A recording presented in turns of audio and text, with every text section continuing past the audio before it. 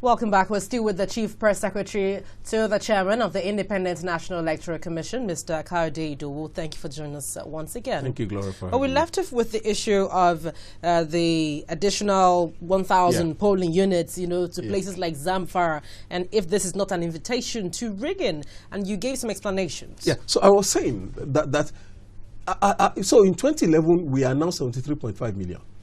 But since 2011, we have been able to deduplicate the data up to the national level. In other words, if you register in FCT and you register in Lagos, by the time we consolidate the data at the national level, we detected that. And so we were able to eliminate multiple registrants, and the number came down to 70,383,427. That is the post-office register. Now, I've had the argument. People said, but what about post-business rules register? Now, the explanation to this is this. Post-business rules register, yes, we use the post-business rules register to print the permanent voter cards. And since the permanent voter cards will be used to vote, people must be in the post-business rules register. But the post-business rules register is an administrative one. It's the people in the post office who do not make the business rule that we put in place. They are not necessarily non-voters. And I'll explain that. The business rule is that for the permanent voter card to be printed for anyone, we ordinarily intended to capture 10 fingerprints, 5 on each hand. But worst case scenario, if we are not able to get the 5 fingerprints, at least we should have 2 fingerprints on each hand, making 4 fingerprints. And the reason is simple. In the PVC, in the permanent voter card, there's a microchip, embedded microchip, which contains all the biometric data, including the fingerprints. And when people bring the card to the polling unit in 2015, we are going to swipe it on the card reader. So the record on the card will be there, will be shown. Then the person who brought the card will also put his or her fingerprint on the scanner. And it will match that fingerprint with the fingerprint that is embedded in the card and show that it corresponds. Otherwise, if it does not correspond, that means it's not the owner of the card. So what that means is that if the fingerprint is not on the card, in the chip, then it will be useless. It will serve that purpose. So the commission said the business rule is that even if you are eligible, you are a single registrant, not multiple. We know. I mean, you have a name, you have a picture, you have a home address, you have a phone number. But if for whatever reason, there's not up to 4 fingerprints, 2 on each hand, embedded, captured in the biometrics that is embedded in the card, you will have to come out again and re-register. Now, that does not mean that you do not exist, if you understand what I mean. The fact that you do not make that cut does not mean that you don't exist. You remain a potential voter. And people have said, okay, but if they are potential voters, does that mean they will vote? How many of them have come out? The answer to that kind of question is that, yes, we said they should come out.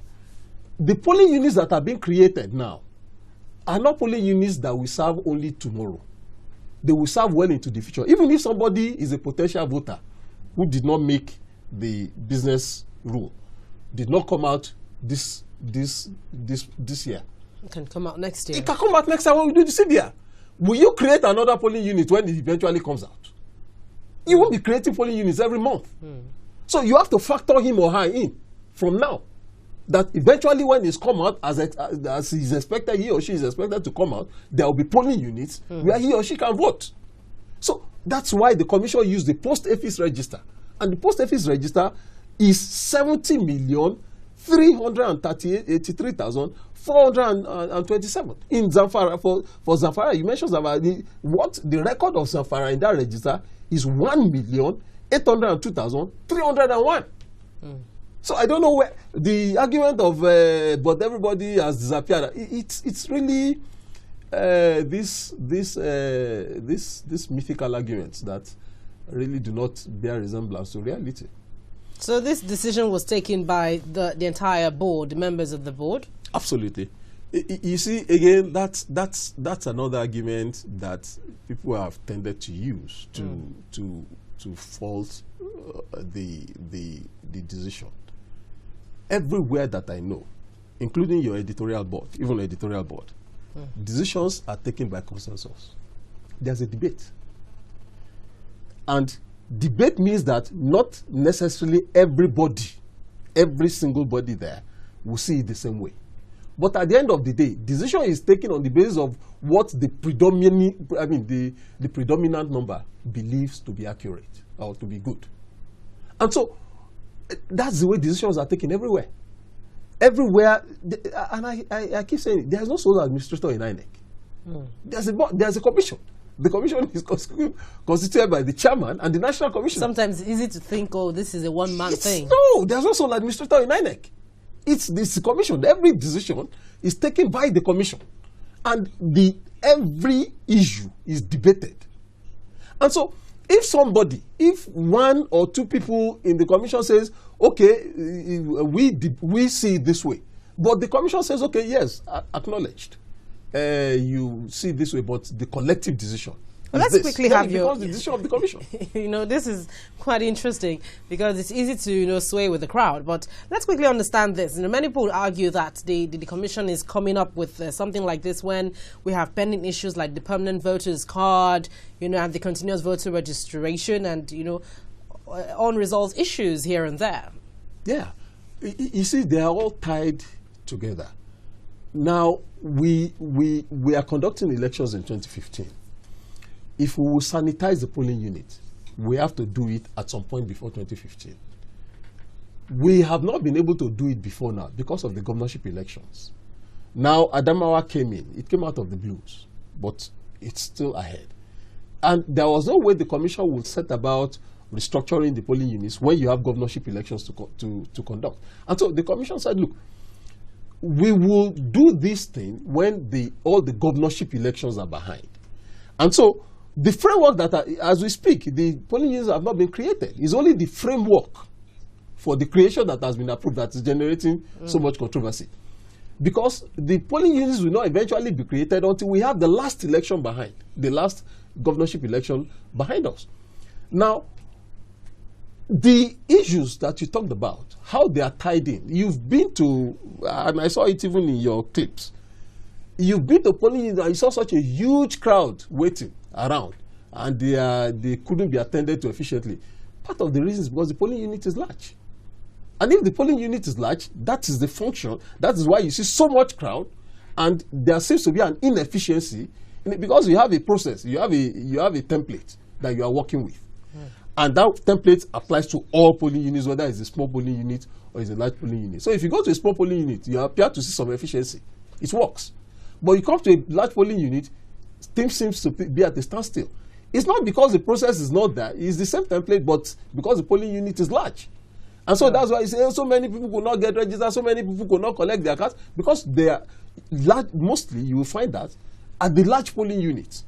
And it is the same thing even during voting. You go to a polling unit, you see so many people queued up, and they are on queue for so many hours. And it is as if they are not being attended to. Whereas if you have smaller, evenly distributed polling units, the efficiency will be more universal. Than the other. Yes, will be more universal to apply almost equally across board. And then the process will run smoothly. Well, thank you very much. That's as far as we can go. Chief Press Secretary to the Chairman of the Independent National Electoral Commission, Chief Mr. Kayode Dowu. Thank you for coming on Dateline Abuja. Thank you, Gloria. I appreciate it. Well, thank you as always for your views and comments. I'll take this one from Adetokunbo Shuemimo, who says, it's very sad to know that our law enforcement agencies, such as the police and Nigerian government, denied completely torture activities by Nigerian law enforcement agencies, in spite of proofs of pictures made available and various accounts recorded by victims when Amnesty International representative visited the police boss. It only points to the fact that the Nigerian government has no political will to stop torture in Nigeria. He says, may God help Nigeria and Nigerians. Well, apparently that's a reaction to the interview we had last week with the Amnesty International. Thank you so much, Tokumbo. That's the much we can take this week. Well, keep your views coming using the address and Twitter handle on your screen. And don't you forget, you can view the program on youtube.com/channelsweb/videos. And you can make your comments after viewing the current video as well as older episodes of the program. Let us know what you think of today's episode. I'm Gloria Umezuke. Thank you for watching and see you again.